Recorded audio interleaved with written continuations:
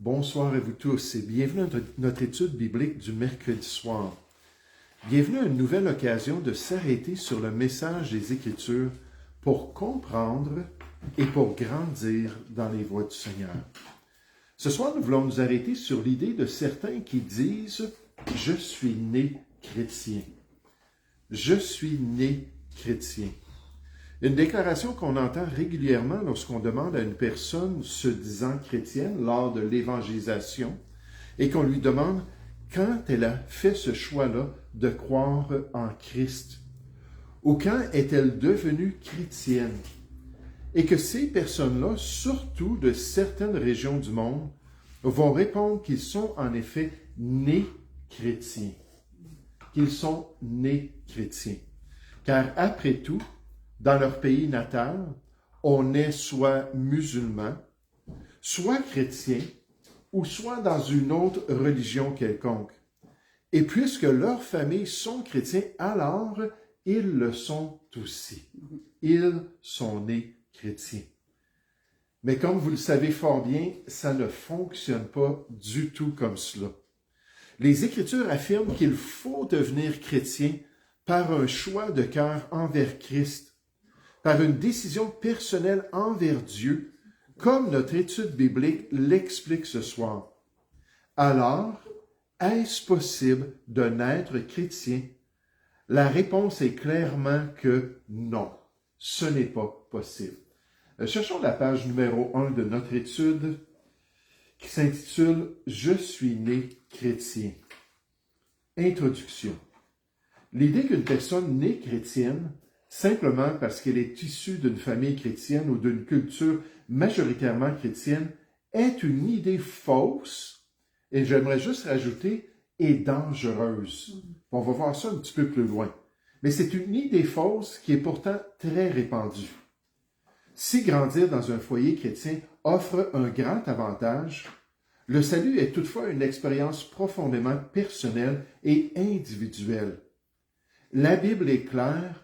On devient chrétien, non pas par la naissance ou l'héritage, mais par un acte personnel de repentance et de foi en Jésus-Christ. Retenons ce soir que Dieu n'est le grand-père de personne. Dieu n'est le grand-père de personne. Nulle part dans les Écritures, on présente une telle situation dans la vie d'un individu né dans la famille chrétienne et où on nous dit que cette personne-là est née chrétienne, ça n'existe pas. Par contre, certains suggèrent que Actes chapitre 16 au verset 31 nous dit exactement ça. Cherchons ça ensemble, le livre des Actes au chapitre 16 et au verset 31. Paul et Silas sont emprisonnés pendant qu'ils sont en train de prier durant la nuit. Dieu envoie un tremblement de terre, les portes de prison ouvrent.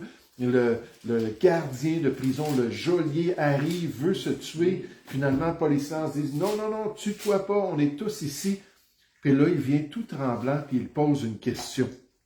Au verset 31, il leur demande « Que dois-je faire pour être sauvé? » Verset 31, Paul et Silas répondirent « Crois au Seigneur Jésus, et tu seras sauvé, toi et ta famille. » Puis là, on nous dit « Voilà. » On nous dit que toi et ta famille, vous allez être sauvés, puisque la foi va devenir une foi familiale et que tous les membres de la famille vont être englobés dans cette foi-là. Mais en fait, c'est toi, si tu crois, et ta famille, si les gens de ta famille aussi croient et font ce même choix-là. Regardez le verset 32. C'est dit, et ils lui annoncèrent la parole du Seigneur. Donc, on parle de cet homme-là, le joaillier. Ils lui annoncèrent la parole du Seigneur, ainsi qu'à tous ceux qui étaient dans sa maison, tous ceux qui étaient présents, qui avaient besoin de comprendre qu'ils avaient une décision à prendre concernant l'œuvre de Jésus. Et je regardais ce verset-là, puis je pensais aux classes d'école du dimanche. Puis comme je remercie le Seigneur pour ces classes-là, qui donnent l'occasion aux enfants des familles, des assemblées, d'entendre eux aussi l'Évangile, comme Paul et Silas ont fait pour ces gens-là, pour leur permettre, comme Timothée, on nous dit, dès ton enfance, tu connais les saintes lettres qui peuvent te rendre sage à salut par la foi en Jésus-Christ, même si ton aïeul était sauvé, puis ta grand-mère, ta mère plutôt était sauvée, Eunice, toi aussi tu peux être sauvé en te tournant vers la vérité de la parole de Dieu. Verset 33. Il les prit avec lui, le geôlier prit Paul et Silas avec lui. À cette heure même de la nuit, il lava leurs plaies, et aussitôt il fut baptisé, lui et tous les siens. Pourquoi? Parce qu'ils avaient fait ce choix personnel envers Jésus. Non, ce passage-là n'est pas un exemple ou une promesse disant que si un parent est sauvé, qu'automatiquement les enfants vont l'être aussi. Donc, je nais dans une famille de chrétiens, je suis chrétien moi-même. Ça ne fonctionne pas comme cela. John MacArthur explique bien que la promesse « tu seras sauvé, toi et toute ta famille » était conditionnée par la foi individuelle. Elle signifiait que le salut était accessible à toute sa famille, à condition qu'il croit comme le geôlier nécessairement, et non pas que le salut était assuré grâce à la foi d'un d'entre eux. Et si les parents croient en Jésus, ça ne garantit nullement que les enfants aussi vont être chrétiens. Ça, on doit sensibiliser les jeunes. Je reviens là-dessus. Mais quand j'ai l'occasion de parler avec des gens, on fait de l'évangélisation, la personne va dire « Oui, je suis sauvé » ou pas « Je suis sauvé, oui, je suis chrétien ». Puis là, tout de suite, je vais poser quelques questions. Puis quand je vois que la personne répond qu'effectivement, elle est née chrétienne, là, je vais m'arrêter, puis je vais prendre le temps de discuter avec la personne. Parce que c'est très grave comme tromperie spirituelle, de croyance spirituelle. On va voir ça dans un instant. Mais allons voir ce besoin d'un choix personnel de chacun. Dans notre étude, toujours à la page 1, le chiffre numéro 1, le chemin pour devenir chrétien. Le Nouveau Testament décrit un processus clair permettant à une personne d'entrer dans une relation salvatrice avec Dieu. Et ça commence, la lettre A, par la repentance. La repentance quant au péché. Devenir chrétien commence par un changement de cœur et d'esprit face au péché, en se détournant de son ancien mode de vie et en se tournant vers Dieu. Dans Actes 3, 19, on voit un exemple de la prédication des apôtres. C'était Pierre qui prêchait, puis il disait aux Juifs, « Repentez-vous donc et convertissez-vous. » Donc, repentez-vous, changez d'attitude. Puis là, vous voyez que vous devez revenir à Dieu, convertissez-vous pour que vos péchés soient effacés. Avant le ministère de Jésus, Jean-Baptiste a prêché quoi? La repentance. Pendant le ministère de Jésus, qu'est-ce que Jésus a prêché d'après Marc 1 au verset 15? La repentance envers Dieu, puis la foi dans l'Évangile. Il a prêché la repentance. L'apôtre Paul, en décrivant son ministère, dans Actes chapitre 20 au verset 21, pour ceux qui le prennent en note, et Actes 26 au verset 20, il dit qu'il a prêché la repentance et ensuite la foi. Et la repentance, c'est nécessaire dans la vie d'un individu. Le docteur Martin Lloyd-Jones rappelle que la repentance est un changement radical de cœur et d'esprit qui se traduit par une transformation de vie. Ce n'est pas quelque chose que l'on fait pour se rapprocher de Christ, c'est quelque chose que l'on fait parce qu'on se dirige vers Christ, parce que la loi de Dieu puis l'Esprit de Dieu nous ont montré qu'on doit se tourner vers Jésus-Christ pour être sauvé. C'est se détourner du péché tout en se tournant vers Christ pour notre salut. Ces deux aspects sont indissociables. Mon pasteur disait toujours que c'est deux côtés d'une médaille. D'un côté, la repentance envers Dieu, puis de l'autre côté, la foi en Jésus-Christ. La médaille de Dieu ne peut pas être changée. C'est ça le plan de Dieu. Puis on peut certainement demander à la personne qui dit être née chrétienne, quand est-ce t'es-tu repenti? Quand est-ce t'es-tu tourné vers Dieu pour admettre tes péchés, pour reconnaître ton état de condamnation devant lui? Puis nécessairement, si tu es né chrétien, puis tu acceptes ça, que c'est assez pour aller au ciel, tu n'as jamais fait cela. Il faut qu'une personne se repente personnellement pour se tourner vers le pardon de Dieu. Regardez à la lettre B dans ce processus-là. Processus ici, voulant dire tout simplement les éléments de notre salut. Ça ne veut pas dire que c'est un processus de vie. Non, non, ça se passe à un moment précis. La lettre B. Faire confiance à Christ pour le salut. C'est le cœur de l'expérience chrétienne de mettre notre foi dans l'œuvre de Jésus. Il faut placer toute sa confiance en Jésus-Christ et Jésus-Christ crucifié pour être sauvé de ses péchés, et ça à 100%. Donc, être prêt à dire non, c'est pas parce que je suis né dans une famille chrétienne. Et non, c'est pas parce que j'ai été élevé dans une culture chrétienne, ou c'est pas parce que je vais dans une église chrétienne, ou c'est pas parce que mes amis sont chrétiens, ou c'est pas parce que mon mari est chrétien. Toutes ces choses-là, on enlève ça de là, et c'est seulement en Jésus-Christ. Jean 3,36 le confirme. Celui qui croit au Fils a la vie éternelle, où il a le salut de Dieu, le pardon. Celui qui ne croit pas au Fils ne verra point la vie, mais la colère de Dieu demeure sur lui. 1 Jean 5,12 dit la même chose, celui qui a le Fils, pas celui qui a la naissance dans une famille chrétienne. Celui qui a le Fils a la vie.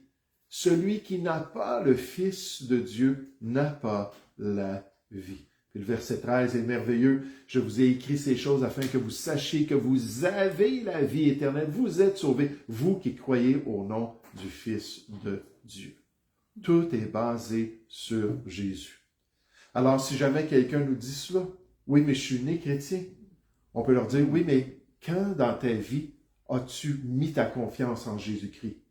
Quand est-ce que tu as reconnu que Christ était le sauveur de ton âme, puis que tu as mis ta foi dans son œuvre sur la croix du Calvaire?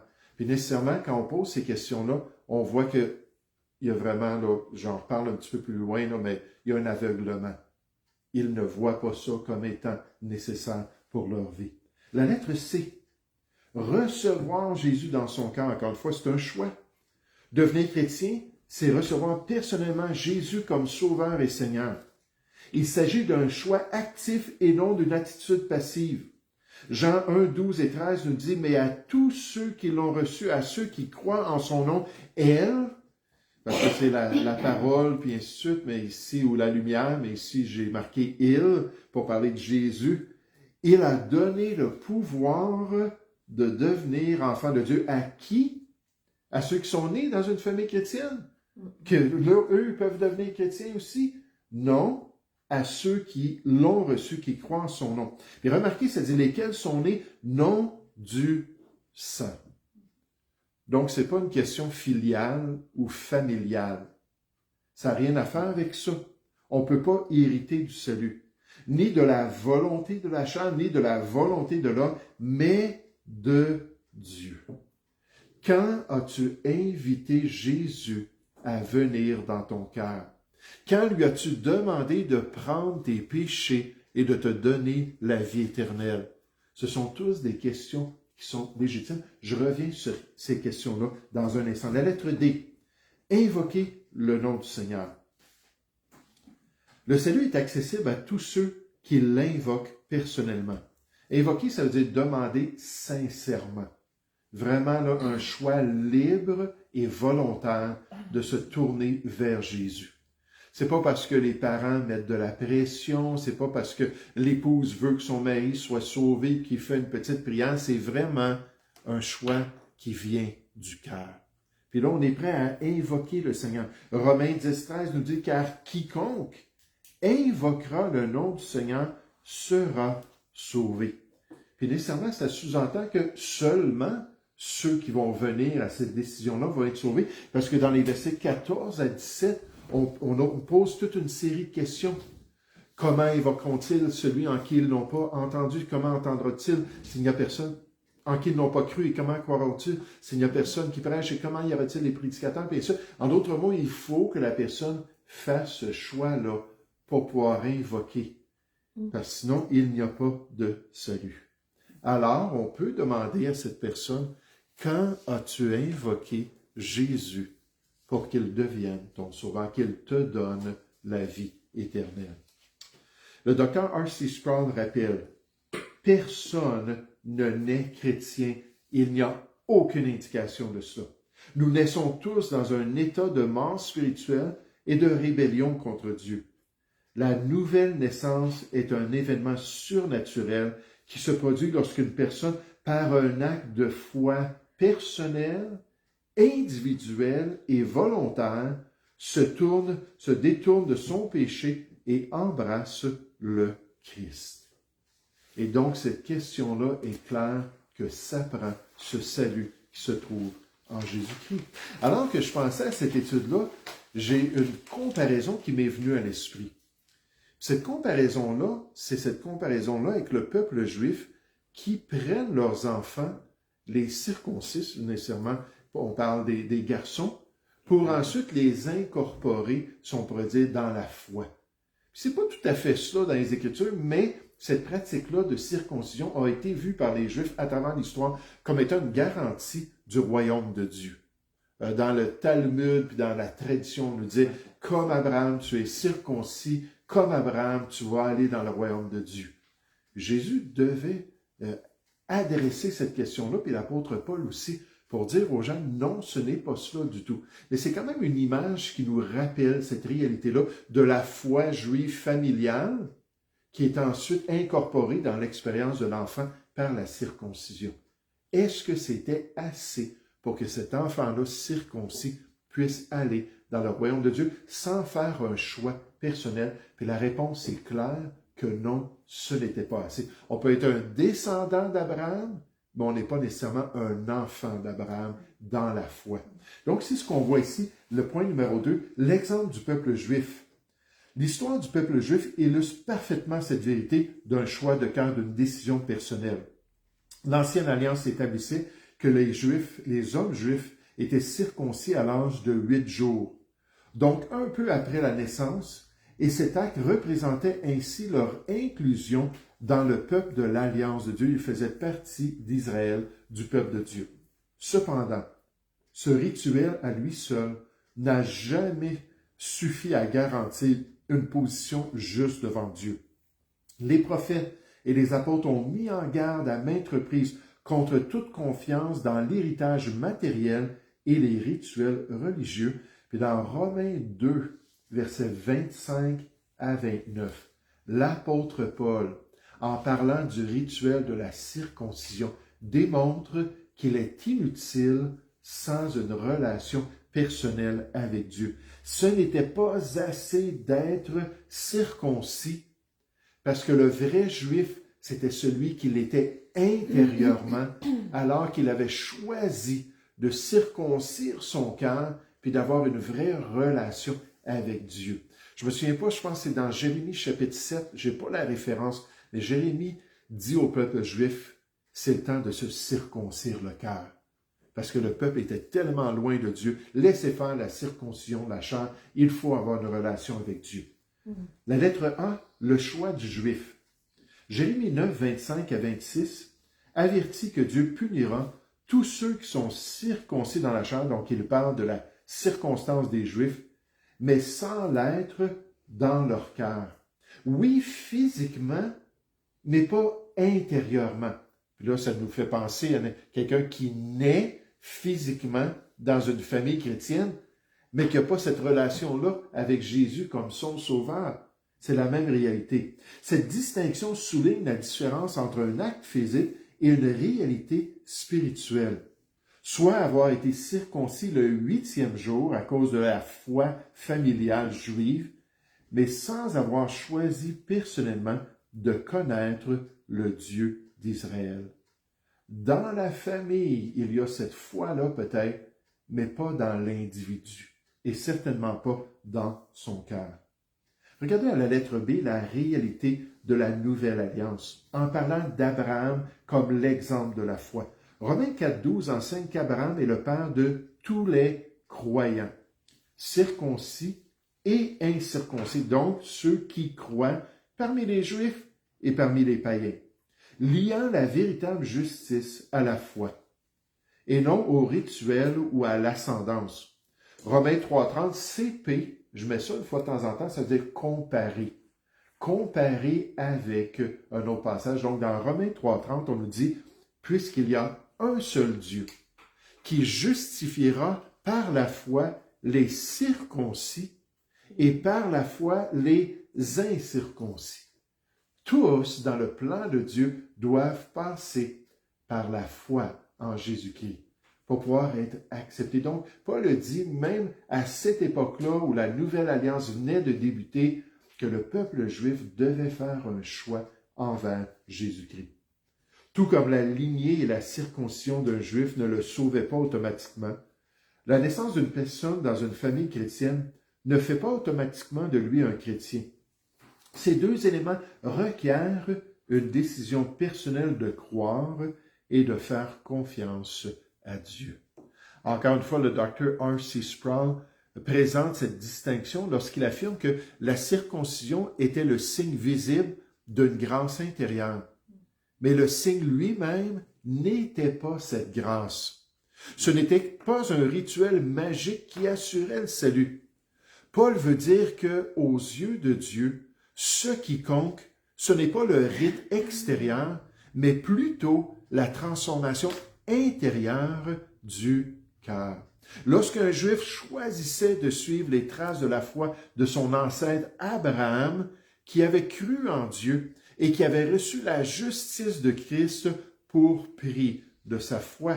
Dans Galates 6 au verset 15, Paul dit concernant cette réalité, « Car ce n'est rien d'être circoncis ou incirconcis.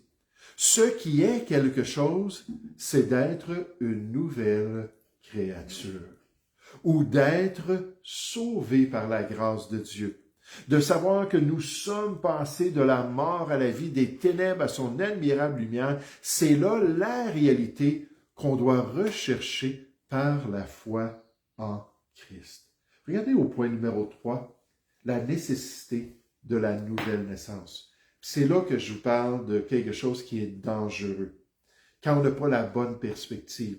On pourrait parler de toutes sortes de dangers dans la perspective religieuse des gens. Par exemple, ceux qui disent « je suis né catholique, je vais vivre catholique et je vais mourir catholique, puis je veux rien savoir d'autre chose ». Oui, mais d'être catholique, ça ne sauve pas une personne. Ou d'autres personnes qui disent « oui, mais moi je fais des efforts, moi j'essaie de plaire à Dieu, je suis des sacrements, je pratique des rituels ».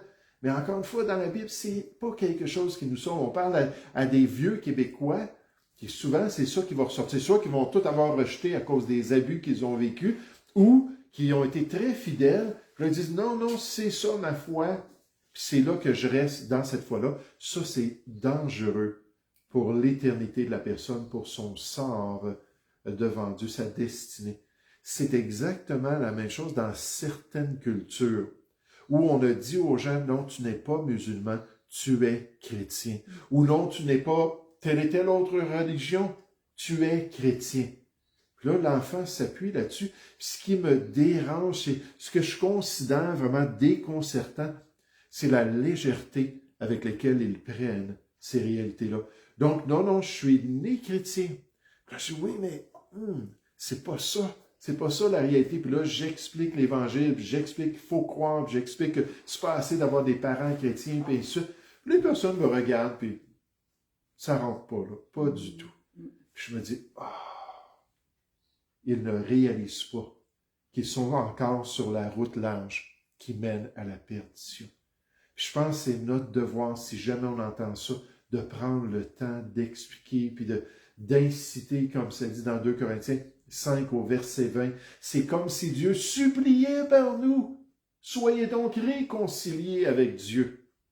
Là, l'amour de Christ doit nous pousser à le dire que c'est pas assez d'être né dans une famille chrétienne. La nécessité de la nouvelle naissance. Donc, ce soir, on termine avec cela. Jésus lui-même a affirmé la nécessité absolue d'une transformation personnelle et spirituelle. Dans Jean 3, versets 3 et 5, Jésus lui répondit à Nicodème, « En vérité, Amen, Amen, c'est vrai, c'est certain, c'est absolu. » Positivement, c'était la manière la plus forte. Puis il le répète en plus, le Amen, de dire, écoute, là, voici ce que tu dois comprendre. Voici la vérité. En vérité, je te le dis, si un homme ne naît de nouveau, pas s'il ne naît dans une famille chrétienne. S'il ne naît de nouveau, il ne peut voir le royaume de Dieu. En vérité, je te le dis, si un homme ne naît d'eau et d'esprit, donc d'eau physiquement, d'esprit spirituellement, il ne peut entrer dans le royaume de Dieu. Sa destinée éternelle est en cause. Puis s'il n'y a pas cette nouvelle naissance-là, il n'y a pas d'espérance, pour la personne. La nouvelle naissance est une transformation spirituelle distincte de la naissance physique. C'est une œuvre de l'Esprit de Dieu dans la vie d'une personne qui la transforme de l'intérieur, lui accordant une nouvelle nature et une nouvelle vie en Christ. Et c'est pas difficile. Pour une personne qui est vraiment sauvée, une personne qui a expérimenté cette nouvelle vie-là, cette transformation-là, c'est pas difficile de dire, oui, un jour, je me suis tourné vers Jésus, un jour, je me suis repenti, un jour, je l'ai invité dans ma vie. Puis j'ai dit, prends mes péchés, puis donne-moi la vie éternelle. Ma vie a été changée. C'est pas difficile. C'est la réalité. Mais de dire, non, je suis né chrétien, ça, c'est une fausseté de toutes parts. La personne est perdue, elle s'en va vers la perdition. Sans cette expérience personnelle, une personne ne peut voir, Jésus dit, ni entrer dans le royaume de Dieu ou au paradis, ne peut aller au ciel. Personne ne naît dans le royaume de Dieu. Il faut naître d'en haut. La nouvelle naissance est un acte de Dieu, une transformation divine et miraculeuse de l'âme humaine. Ce n'est pas un trait héréditaire, nous dit le docteur A.W. Tozer. La nouvelle naissance n'est pas une amélioration du vieil homme, mais une création entièrement nouvelle. Il ne s'agit pas de tourner une nouvelle page, mais de devenir un nouvel arbre. Je trouve ça intéressant. La vieille nature n'est pas raffinée, elle est supplantée. Le pasteur Charles Spurgeon. Puis c'est pour ça qu'il faut parler à ces gens-là. C'est pour ça qu'il faut prier pour les gens, même dans nos assemblées. Moi, ce que j'ai dit, parce que les personnes, depuis 2 semaines à qui j'ai parlé le plus, qui m'ont dit cela, là, je leur ai dit, mais allez-vous à l'église? Parce que des fois, les parents vont à l'église, ils vont à l'église. Puis à ma grande surprise, ils vont dans des églises évangéliques ici à Drummondville. J'ai dit, allez voir votre pasteur. Demandez-lui, est-ce assez d'être né dans une famille chrétienne pour aller au paradis?